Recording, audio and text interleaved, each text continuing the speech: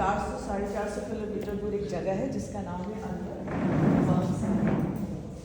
सबसे पहले नए साल में पहली बार मिल रहे हैं तो आप सबको 2026 की शुभकामनाएं। बहुत ये साल आपके लिए सुखद। पेशे से तो मैं एक प्रोफेसर हूँ, हायर एजुकेशन में स्टूडेंट्स को पढ़ाती हूँ, उनको PhD कराती हूँ, नेशनल सरकार के साथ हूँ पिछले 20 साल से। पर अगर पैशन की बात करते हैं, हम सबका एक पैशन होता है, तो मैं एक टॉक्सिकोलॉजिस्ट, ज़्यादा स्पेसिफिक जाऊँ तो मैं एक एनवायरमेंटल टॉक्सिकोलॉजिस्ट, पर्यावरण विश्व विज्ञान जिसको हम कहते हैं। मैं विश्व वैज्ञानिक हूँ, जहर की स्टडी करती हूँ, उस जहर की स्टडी करती हूँ जो हम लोग अपने पर्यावरण में आते हैं। मैं आपसे एक जनरल बात करूँगी, मेरी बातों में बहुत सारी कहानियाँ होंगी, कुछ रिसर्च होगी, कुछ हमारी अपनी बातें होंगी।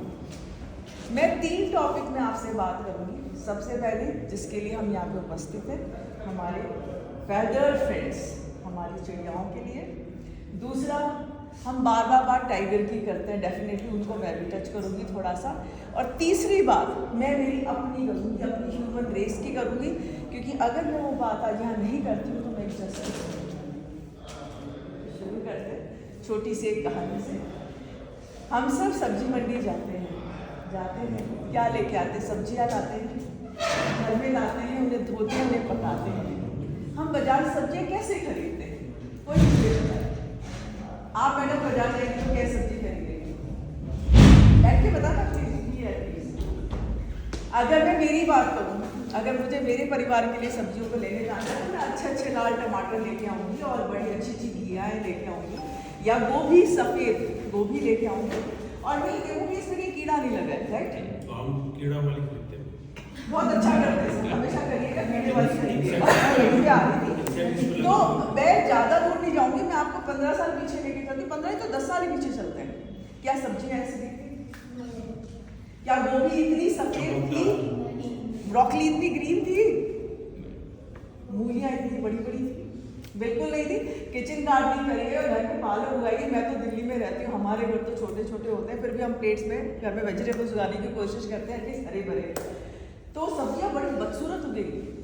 अगर आप घर में किचन गार्डनिंग करेंगे तो सब्जियाँ बड़ी ही बदसूरत उगेगी, पर ट्रस्ट बहुत फ़ायदेमंद होंगी। क्योंकि जो बाजार की सब्जियाँ हैं उन्हें सुंदर कैसे बनाया जाता है, चलिए एक कहानी सुनाती हूँ। फील्ड में जाइएगा सुबह 9 बजे, खेतों के अंदर मैं पहुंच जाती हूँ सर। 2-2 दिन खेतों में किसान के घर पर रहती हूँ। खड़े नहीं हो पाएंगे सर आप, बदबू की वजह से या स्मेल की वजह से या उस टॉक्सिक फ्यूम्स की वजह से। जब ब्लूमिंग होती है उस टाइम पे पेस्टिसाइड्स को स्प्रे किया जाता है, जिसको हम कीटनाशक कहते हैं हिंदी के अंदर। फ्लावरिंग के बाद आता है फ्रूट, वो सारा पेस्टिसाइड फ्रूट के अंदर चला जाता है और वो सब्जियों को बड़ा सुंदर बनाता है। महिलाएं यहाँ पे कॉस्मेटिक शब्द आपने सुना होगा, मैं भी यूज करती हूँ। उन चीजों को कहा जाता है कॉस्मेटिक पेस्टिसाइड्स। एक ऐसा कंपाउंड जो सब्जियों को सुंदर बनाने के लिए काम में लिया जाता है। यही दुनिया है जिसकी सैर मैं आपको कराने वाली हूँ। देखिए, कीटनाशकों का उपयोग शुरू हुआ हरित क्रांति से 1960। उस हरित क्रांति का एक हीरो था जिसका नाम था DDT, डाइक्लोरो डाइफेनाइल ट्राइक्लोरोइथेन। इसे मिराक्युलस कंपाउंड कहते हैं, मिराक्युलस। पॉल म्यूलर ने जब इस कंपाउंड को डिस्कवर किया था, उसको नोबेल प्राइज दिया गया था। And everybody was overwhelmed, wow we got the compound, it is miraculous, now there will be food for every mouth. आपको ध्यान हो 1960-1970 में हम बाहर से अनाज लिया करते थे, राइट? उसके बाद ऐसा चेंज आया, पूरी दुनिया में खाना हो गया। आज भी अनाज सड़ रहा है बहुत सारा, अगर आप जाके देखें स्टोरेज में तो हमारे पास बहुत अनाज है। हिंदुस्तान को आज अनाज की जरूरत नहीं। पर एक किताब आई 1962 में जिसका नाम था साइलेंट स्प्रिंग। उस किताब को एक मैराइन बायोलॉजिस्ट ने लिखा था जो अमेरिकन थे, उनका नाम था रैकेल कार्सन। ये मेरी हीरो है। हर व्यक्ति का एक हीरो होता है, मेरी अपनी जिंदगी का कोई हीरो है तो शी इज द वन। उन्होंने किताब लिखा, उस किताब का उन्होंने नाम दिया साइलेंट स्प्रिंग, शांत झरने। ये जो शब्द था साइलेंट स्प्रिंग, ये एक मेटाफोर है। उन्होंने ये कहा इस किताब के अंदर कि आने वाले टाइम में झरने तो रहेंगे, पर ये सारे झरने शांत हो जाएंगे। क्यों शांत हो जाएंगे? क्योंकि इनके साथ जो हमें चिड़ियाओं की चहचहाहट सुनाई देती है ना, खूबसूरत सी। अगर आप झरने के पास जाएंगे तो आपको मन चिड़ियाओं की आवाज़ें सुनाई देती हैं। हम बड़े ध्यान से सुनते तो बड़ी सुंदर आवाज़ें होती है। बोले कि आवाज़ें ही नहीं बचेंगी, ये सब साइलेंट स्प्रिंग हो जाएंगे। उन्होंने ये बात क्यों की? क्योंकि वो एक अमेरिकन थे।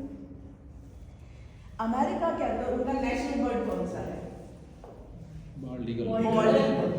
बहुत सुंदर, मेरे पास एक वो है नहीं दिमाग का, वो एक बड़ा ही सुंदर बर्ड है। बॉल्ड है क्योंकि उसके यहाँ पे बाल नहीं होते। तो ये उन्होंने ये लिखा कि बॉल्ड ईगल बहुत जल्दी खत्म होने वाला है और अभी जॉर्जिया के अंदर सिर्फ 40 पेड़ बचे। ये जो पेस्टिसाइड फील्ड में यूज हो रहा है, जब ये पक्षी के अंदर जाता है, मैं इससे बॉल्ड ईगल की बात नहीं कर रही, मैं पक्षी की बात कर रही हूँ। कहानी में आपको बॉल्ड ईगल की सुना। तो जब पक्षी के अंदर जाता है तो कैल्शियम फॉर्मेशन का जो उनका सिस्टम होता है, देखिए चिड़िया कैसे बच्चे देती है, वो अंडे देती है, बच्चे नहीं देती है, and then this bird sits on the egg, फिर उसमें से बेबी बर्ड आता है, राइट? तो वो उसके कैल्शियम फॉर्मेशन को इंटरफेयर करती है और जो शेल होता है एग का वो थिन हो जाता है। जैसे चिड़िया उस पर बैठती है, इट ब्रेक्स। दूसरी बात, वो डिहाइड्रेटेड शेल्स होते हैं, जैसे वो कांटेक्ट में आते हैं एनवायरनमेंट, श्रिंक हो जाते हैं and baby dies with them. तो ये पेस्टिसाइड इतने खतरनाक कंपाउंड है, इतने खतरनाक जहर है कि ये एक बर्ड को नहीं मार सकते, ये पूरी स्पीशीज को खत्म कर सकते हैं। देखिए बहुत लोग ये बात करते हैं कि मधुमक्खियां नहीं रहेंगी तो हम नहीं रहेंगे, राइट? मैं आपसे कह रही हूँ अगर चिड़िया नहीं रहेंगी तो आप लोग भी नहीं रहेंगे, मैं भी नहीं रहूंगी, कोई भी नहीं रहेगा। Birds are very important. क्यों? क्योंकि they are pollinators, they are insect eaters, they are scavengers. हमारे इकोलॉजिकल सिस्टम को बनाने के लिए बर्ड्स बहुत इम्पोर्टेंट है। मैं रैंडमली बर्ड्स को 3 कैटेगरी में डिवाइड करती हूँ। ऐसी बर्ड जो ग्रेन्स खाती हैं, ऐसी बर्ड जो इंसेक्ट्स खाती हैं, और ऐसी बर्ड्स जो मांसाहारी हैं, जो रैप्टर्स हैं, जिनको बर्ड्स ऑफ प्रे कहते हैं। तो ये जो बॉल्ड ईगल था, ये एक रैप्टर था। अब ये जो बात है, आपके घर में कॉकरोच आ जाते हैं तो क्या करते हो? मार देते हैं। नहीं सर, आप बाजार जाते हैं। हाँ, आप बाजार जाते हैं, एक सुंदर सा बड़ा सा कैन लेके आते हैं, मैं नाम तो ले लूंगी, सर ले रहे हैं, और आके उसे स्प्रे करते हैं। वाओ, ये तो मर गया, खत्म। ऐसे ही करते हैं। मच्छर आए क्या करेंगे? कुछ लाएंगे और उसकी खुशबू पूरी रात सुनेंगे, है ना? यही करते ना। और जब एक बार हमने स्प्रे कर दिया कॉकरोचेस के लिए, उसके बाद हम उसकी खुशबू कितने दिन सूखते हैं? 2 दिन। आप खुद सोचिए कि वो एक कंपाउंड जिसके भिड़ते इतना बड़ा जानवर मर गया। Can you imagine? It's a poison, you are killing a life form. तो आप पे क्या असर करेगा? सर बात कर रहे थे, मैं भी यही करती हूँ, बाजार में जाइए, कीड़ी लगी गोभी खरीदिएगा, कम से कम इतना कम तो पेस्टिसाइड है उसके अंदर कि उसको कीड़ा जिंदा था। तो हमने तो ये ठान ली है आज की तारीख में कि हम तो बचेंगे नहीं और हम अपने आसपास की वाइल्ड लाइफ को नहीं छोड़ेंगे।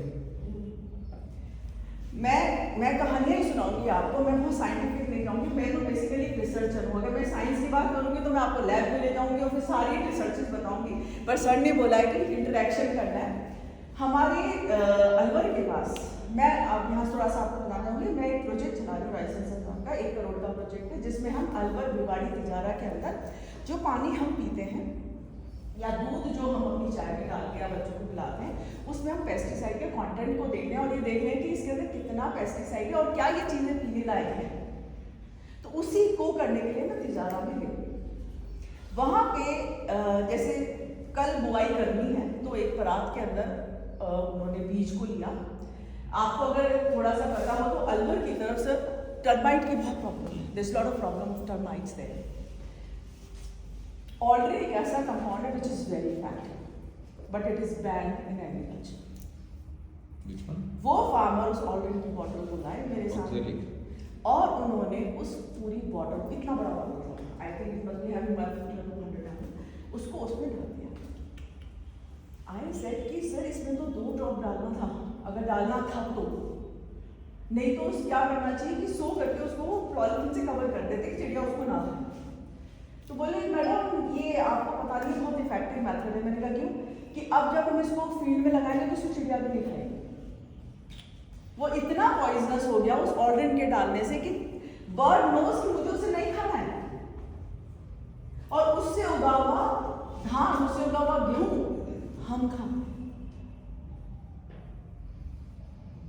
देख एक और फार्मर के मैं घर पे गई, तो आपको अगर ध्यान हो कि फार्मर्स में के घरों में जो सब्जियां होती हैं ज़्यादा उनकी महिलाएं करती हैं वहाँ पे काम।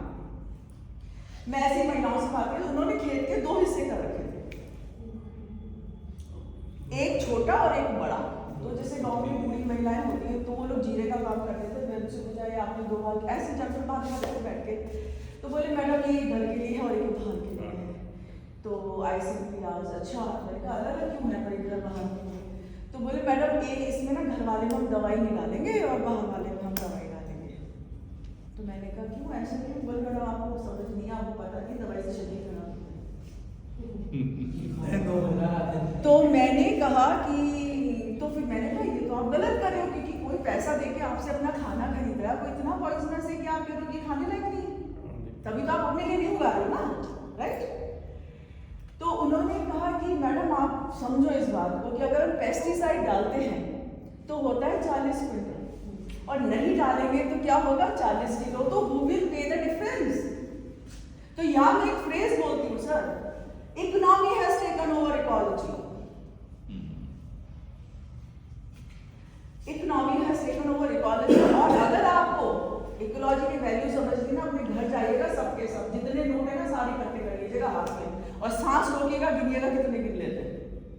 Then you will know the value of the air you are breathing and the money in your hand.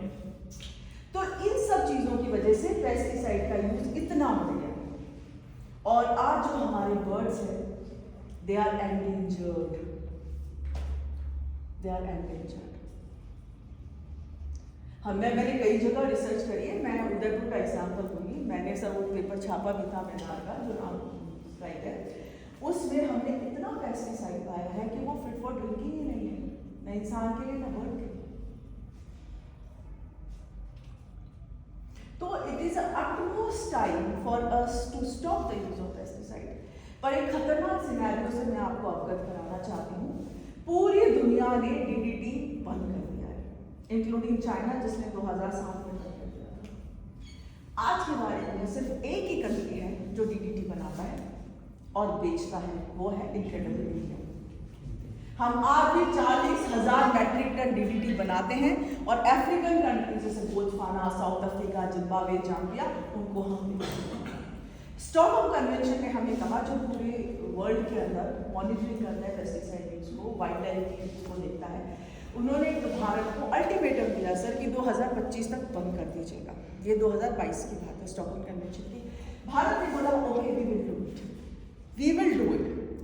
In 2025 we again wrote to Stockholm Convention that 2030 तक हम इसको बंद नहीं कर सकते, क्योंकि हमारे पास डीडीटी को रिप्लेस करने के लिए कोई कंपाउंड नहीं है, और हमने एग्रीकल्चर में बंद कर दिया है, और हम पब्लिक हेल्थ में उसे यूज करेंगे। मैं एक टॉक्सिकोलॉजिस्ट हूँ, आपसे इतनी बातें करूँ, मैं दिल्ली में रहती हूँ। आज भी मेरे घर की सोसाइटी में फरवरी मार्च में रोज सुबह डीडीटी प्रेस करें। आपको पता है डीडीटी की हाफ लाइफ कितनी है? 300 years। तो जो 1960 में पेस्टिसाइड डाला था डीडीटी का, उससे 300 साल लगा लीजिए, और जो आज आप यूज कर रहे हैं वो आप सोच लीजिए कब खत्म होगा। तो हम इस चीज को कैसे डिस्क्रिमिनेट कर सकते हैं कि हम जो पेस्टिसाइड पब्लिक हेल्थ में यूज कर रहे हैं वो हमारी मदर नेचर को हार्म नहीं करेगा? तो ये हम एक आइसबर्ग पे खड़े हैं आज की तारीख।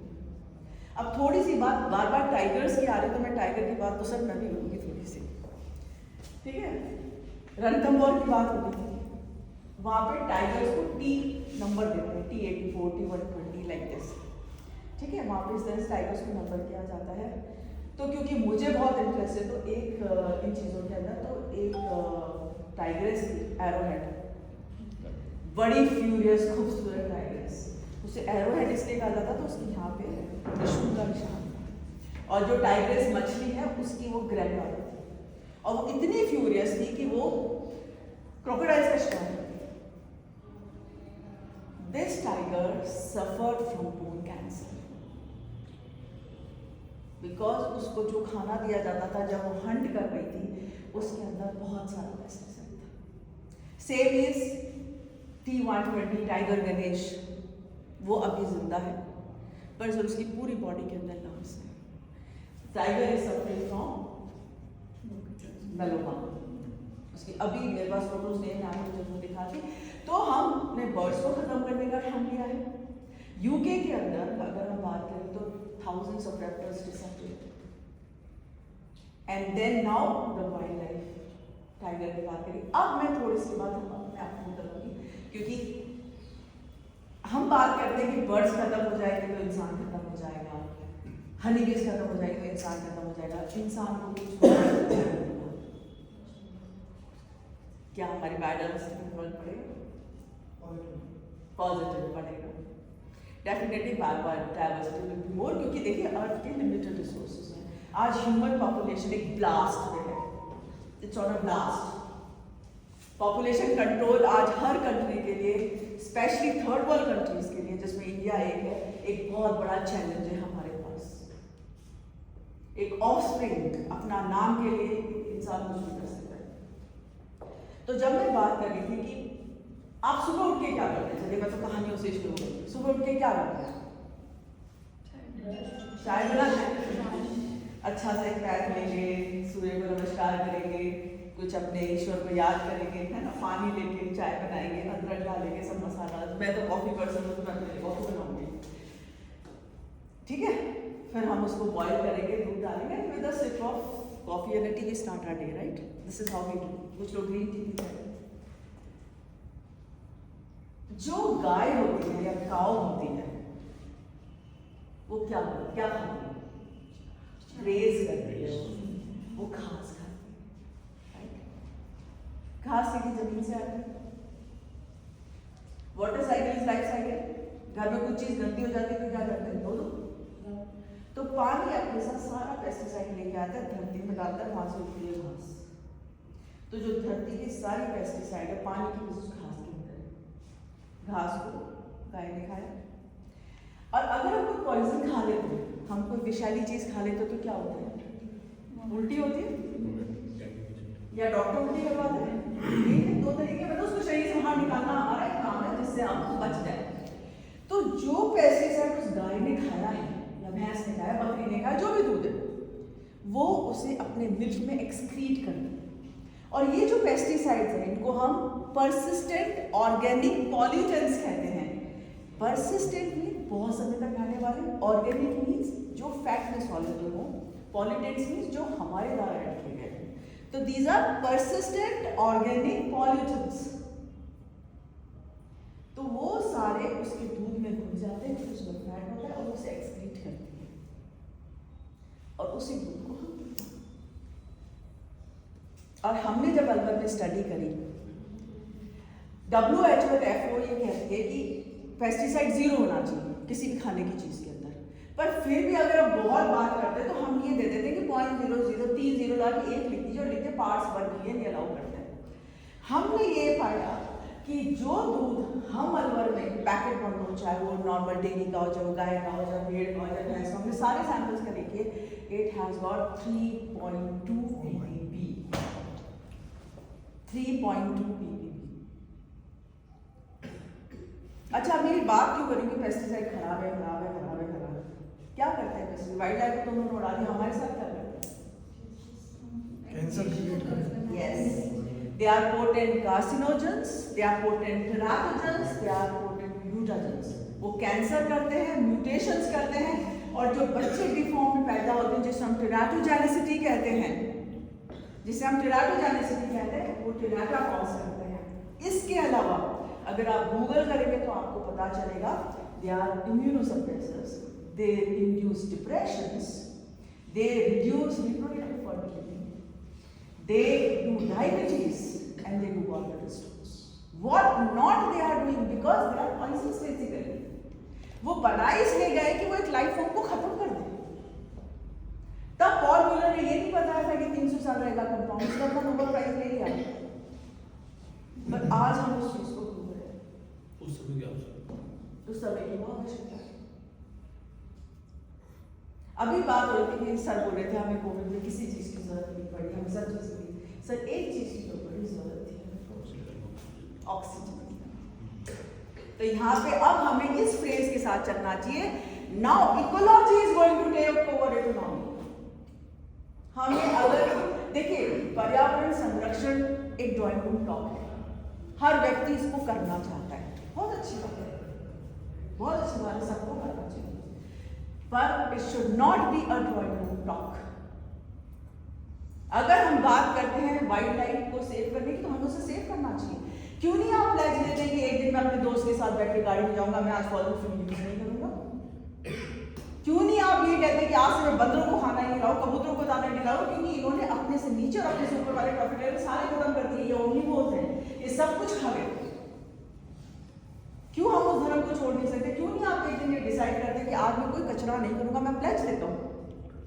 तो यहाँ पे हमें थिंक ग्लोबली, सोचना दुनिया का पड़ेगा, एंड वर्क लोकली, करना यहाँ को पड़ेगा। So my dear friends, conservation is not a drawing talk, it is not. क्योंकि बात हमने स्टार्ट की थी चिड़ियाओं से, फिर हम गए वाइल्ड लाइफ पे, और अब तो हमने ये ठान लिया है कि हम भी नहीं बचेंगे। मैं एक और रिसर्च आई हैव फाइंड, एक और रिसर्च मैं आप लोगों से साथ शेयर करना चाहूँगी कि मेरे साथ महिलाएं बैठी हैं। ये मेरी पीएचडी थीसिस भी है, और ये काम मैंने Indian council of medical research भी के साथ किया था। देखिए जो रिसर्च मैं करती हूँ ये बहुत महंगी रिसर्च है सर। हमें एक सैंपल करने के लिए कम से 40 से 50 हज़ार रुपया चाहिए होता है, तो बिना पैसे के हम लोग ये काम नहीं कर सकते हैं। और इसके लिए जिस तरह का इंस्ट्रूमेंटेशन चाहिए होता है, जिस तरह का फ्रेमवर्क चाहिए होता है, जिस तरह की लेबोरेटरी चाहिए होती है, जिस तरह का फील्ड वर्क हमें चाहिए होता है, तो ये पैसा हमें Indian council of medical research ने दिया था। जयपुर के कोई लोग यहाँ पे होगा, आप महिला चिकित्सालय जनाना हॉस्पिटल को जानते होंगे, SMS मेडिकल कॉलेज आपको पता होगा, और बनी पार्क के अंदर एक प्राइवेट हॉस्पिटल है जिसको संजीवनी हॉस्पिटल कहा जाता है। देखिए मैंने कोशिश करी थी कि ये बात ह्यूमंस की हो रही है, ये महिलाओं की बात हो रही है, इंसान की बात हो रही है, ये रिसर्च उन पे करी गई थी, ये हमारे ऊपर की रिसर्च है। तो उसने जब मैंने देखा कि महिला चिकित्सालय जनाना हॉस्पिटल गवर्नमेंट हॉस्पिटल्स हैं, तो यहाँ पे पर्टिकुलर पार्ट ऑफ सोसाइटी आता है, तो we thought of covering the another part of society also which is going to private nursing homes और प्राइवेट हॉस्पिटल्स। तो हमने 100 महिलाओं को चुन लिया, 100 women were selected out of the city. These are the pregnant females. तो जब वो आई अपने चेकअप के लिए, तो हमने उनका ब्लड लिया, ह्यूमन ब्लड। फिर जब बेबी बॉर्न हुआ तो हम लोग लेबर रूम के बाहर खड़े रहते राउटी के बाहर, फिर जो प्लासेंटा और कॉर्ड ब्लड फेंका जाता था हमने उसके सैंपल्स लिए, और चौथे दिन हमने मदर्स के मिल्क को लिया। इन सारे सैंपल्स को हमने कलेक्ट करके we subjected to the pesticide estimation कि हमारे अंदर कितना पेस्टिसाइड है हमारे अंदर, क्योंकि हम top of the trophic level, तो जितनी मछली में, पानी में, गोभी में, है ना, चाहे मुर्गी में, जो भी नॉनवेज खाने वाले हैं, उन्होंने जितना भी पेस्टिसाइड इकट्ठा किया था वो हमारे अंदर आ गया। We have more than 10 ppm, not ppb, it's parts per billion की बात कर रही थी, मैं अब पार्ट्स पर बिलियन की बात कर रही हूँ, और 1000 से मल्टीप्लाई कर लीजिए, इतना पेस्टिसाइड हमारे अंदर है। पहले एक बैरियर था कि बच्चे और माँ के बीच में एक प्लासेंटा होता है जो बैरियर की तरह एक्ट करता है, वो टॉक्सिक सब्सटेंसेस को माँ तक पहुंचने नहीं देता, पर इन कंपाउंड्स ने उस चीज को खत्म कर दिया, क्योंकि ये ऑर्गेनिक है। आप तेल लेके थोड़ी देर मलते हैं तो क्या होता है, वाह बहुत अच्छा ऑयल अंदर चला गया, ऐसे करते हैं ना, तो ये भी, और क्योंकि इनके अंदर बेंजीन नहीं है, ये हमारी सेमी परमेबल मैमल से अंदर जाते हैं, तो पेस्टिसाइड्स भी यही है, इनके अंदर भी बेंजीन नहीं है, तो ये प्लासेंटा क्रॉस करके डेवलपमेंट तक पहुंच जाएगी। कॉस्मेटिक आइटम सर, अभी तो मैं ब्लड की बात करूँ कि ह्यूमन के अंदर जो बेबी से कनेक्ट, जो बेबी माँ से कनेक्टेड होता है वो प्लासेंटा से होता है। तो पहले कहा जाता था ये जो प्लासेंटा है टॉक्सिक चीज़ों को बच्चे तक नहीं पहुंचने देता, पर मैं वो बात करूँ कि वो शैटर हो गया, ये पहुंच रहे हैं वहां तक। अब जैसे तैसे बच्चा बॉर्न हो गया, ठीक है, वहां तो एक्सपोज हुआ है क्योंकि मदर की बॉडी से तो यहाँ जा नहीं सकता ना, तो फिर हम उसको मदर्स मिल्क लाने की बात करते हैं। And mother milk has got 100 ppb of pesticide, और ये सब रिपोर्ट अकेली जयपुर की नहीं है, we have reports from Delhi, Ahmedabad, Lucknow, all are stating that mother's milk has got more pesticide than packaged food, क्योंकि जो डब्बा बंद दूध होता है उसके अंदर लेस फैट होता है, और ये कंपाउंड्स फैट सॉल्युबल होते हैं, तो mother's milk can not be treated, तो baby is now expose second time to the pesticides through mother's milk. तो हमने तो ठान लिया कि हम नहीं बचेंगे, पर आने वाली जनरेशन को भी नहीं छोड़ेंगे। बायोडाइवर्सिटी तो उड़ा दी हमने, चिड़िया मार दी, बिग कैट्स मार दिए, हमने पूरी सॉइल की बायोडाइवर्सिटी को खत्म कर दिया। आपको पता है pesticides are also responsible for climate change. These pesticide they are responsible for the climate change because इनको बनाने के लिए जो फॉसिल फ्यूल यूज होता है वो बहुत ज्यादा है लेवल, वो CFCs देता है, ग्रीन हाउस गैसेज। इसके अलावा जब हम इसको जमीन में डाल देते हैं तो नाइट्रोजन फिक्सेशन खत्म कर देता है, माइक्रोब्स को मार देता है, and this all results in climate change. तो धीरे धीरे हमने ठान लिया कि हम अर्थ की बायोडाइवर्सिटी को नहीं छोड़ेंगे, पर हम खुद भी मर जाएंगे, ये भी हमने ठान लिया। हम तो आज यहाँ इस तरह से रह रहे हैं कि हम यहाँ परमानेंटली हैं। My dear friends, no, earth don't belong to us, we belong to earth. Earth हमारी नहीं है, हम अर्थ के हैं। तो हम यहाँ कुछ टाइम के लिए वी जस्ट फॉरगेट दैट आने वाले टाइम में हमारे बच्चे कहाँ रहेंगे, और वो बचे तो अगेन हम क्वेश्चन मार्क। आपको पता है डिप्रेशन इतना बच्चों के अंदर आ रहा है, क्यों आ रहा है? Because these compounds are potent depressants. कहाँ थी 20 साल पहले टॉक्सिक बच्चों की, कहाँ था ये कैंसर? आज कैंसर फ्लू की तरह हो रहा है। आज हम अच्छा उसको क्या बच्चा कैंसर होगा, कौन सा होगा, दैट्स ऑल। हमने इसको मान लिया कि कैंसर ही होगा, और ऐसे ऐसे कैंसर जो हमने पहले सुने। तो ये जो चीजें हैं, क्योंकि ये देखिए human race is very important to me, as birds are and as cats are, और एज टाइगर्स, तो मैं ह्यूमंस की बात जरूर करूंगी। एंड ये जो चीजें हैं ये हमें देखनी पड़ेगी कि हमें वाइल्ड लाइफ को भी बचाना है, हमें ह्यूमंस को भी बचाना है। पंजाब की हालत बताइए क्या है आज पंजाब में? कैंसर ट्रेन चल रही है, नॉन फर्टाइल हो चुका है पंजाब, हैज गॉन बैरन। एक टाइम पे वो भारत का अन्नदाता था पंजाब, अन्नदाता था, वर्गा डेयरी जो पंजाब के मानी जाती थी अपने दूध प्रोडक्ट्स के लिए, धान और उसकी बात को छोड़ दिया अनाज की।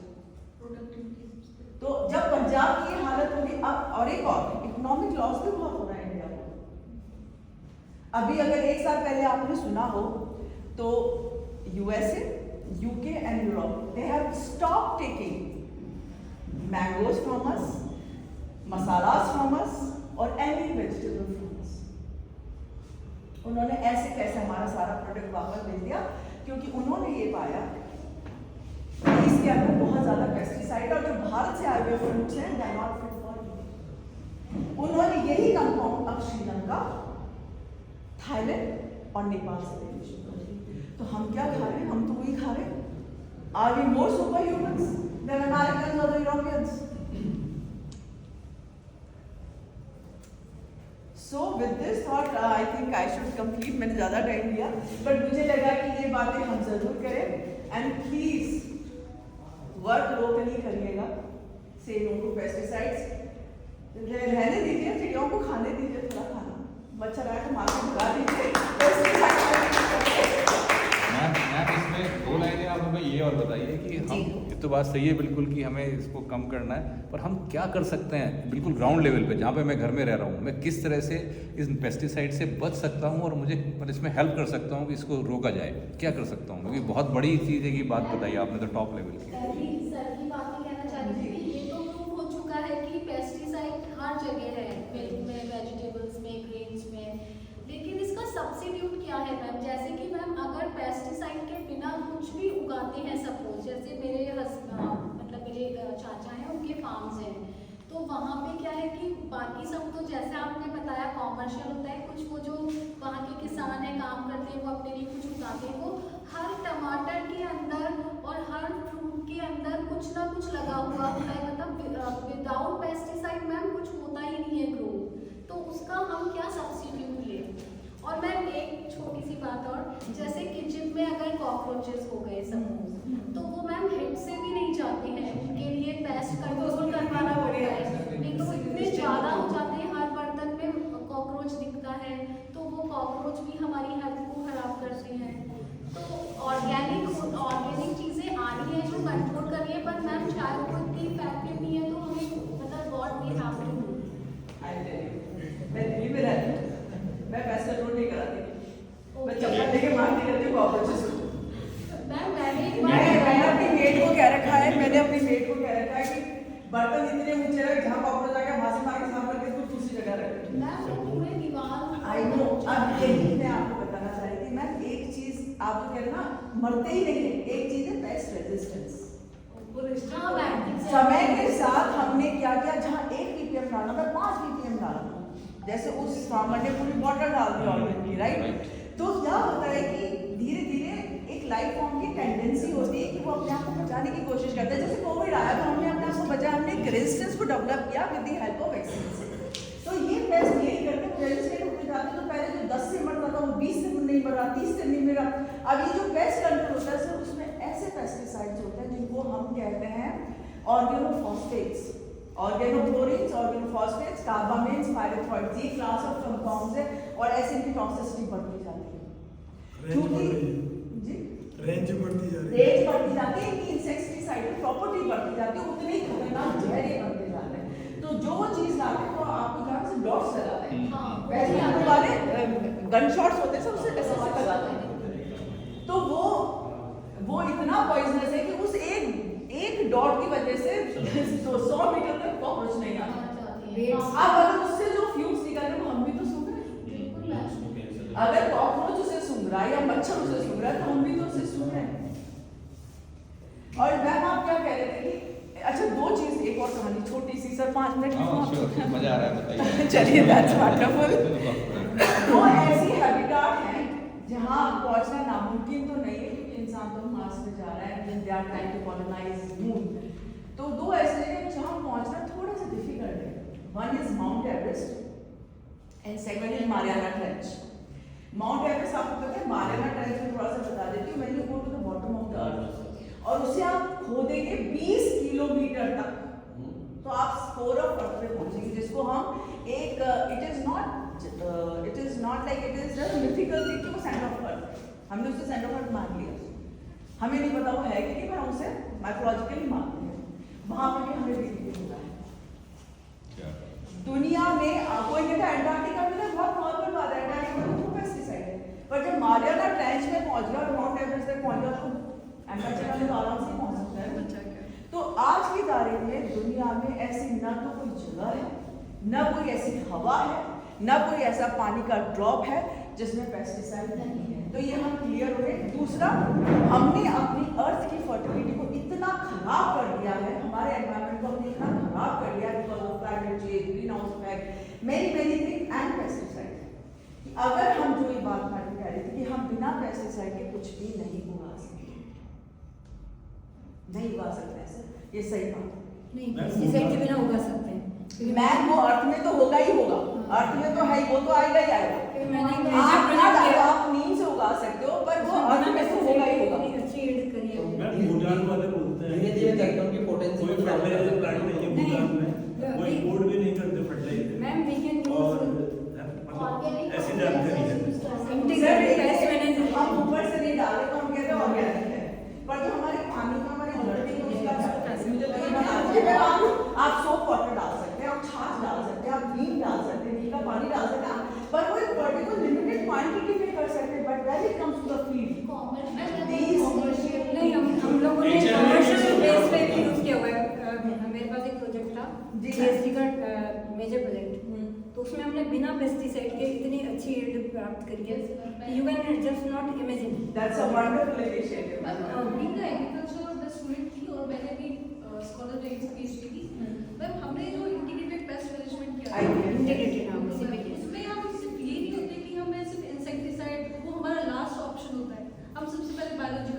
इलेक्ट्रिकल, मैकेनिकल, हम सब ये Have you gone to the fields? क्या था? Are farmers that educated in our मैं एजुकेटेड ये ट्रेडिशनल मेथड से ही यूज करते हैं। ट्रेडिशनल मेथड इतने इफेक्टिव नहीं है ना, तभी तो हम रिजॉर्ट करेंगे पेस्टिसाइड पे।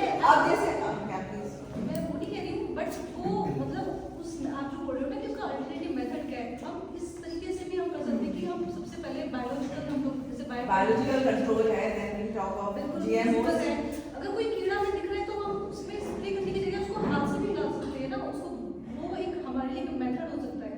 तो जैसे बीटी यूज कर सकते हैं, बीटी होता है। होना चाहिए कि हमारा मेरे पास वो ये मैं दिखाती हूँ सर। वेजिटेबल्स आप मार्केट लेने जाएं तो जो इसमें इंसेक्ट्स बाइट्स लगे हुए हो वो प्रेफर करें, कम कर सकते हैं हम। जो मतलब सर शॉप वाला पहले फेंक देता, मार्केट में कोई लेगा नहीं। वो सोचिए कि ये कम रेट की मिलेगी। कोई सॉल्यूशन जैसा आपने इतना वर्क किया तो कोई सॉल्यूशन तो आपने हाँ सर, मैं उसी पे ही आ रही थी धीरे धीरे। आप समस्या बता रहे हैं, समाधान बताएं। सर समाधान तो देखिए, समाधान तो यही है कि हमें धीरे धीरे ऐसे पेस्टिसाइड्स बनाते कि बिना पेस्टिसाइड के तो नहीं हो सकता। इतने mouth, we need food for every mouth. कोई भी कंट्री ये नहीं चाहती कि उसके देश के लोगों के हमारे पॉलिटिकल सिनेरियो है, हम तो अपने पड़ोसी को भी नहीं मरने देंगे, हम खुद जाके उसे खाना देंगे। तो ऐसा हम नहीं कर सकते कि हम पेस्टिसाइड के यूज को बंद कर दें।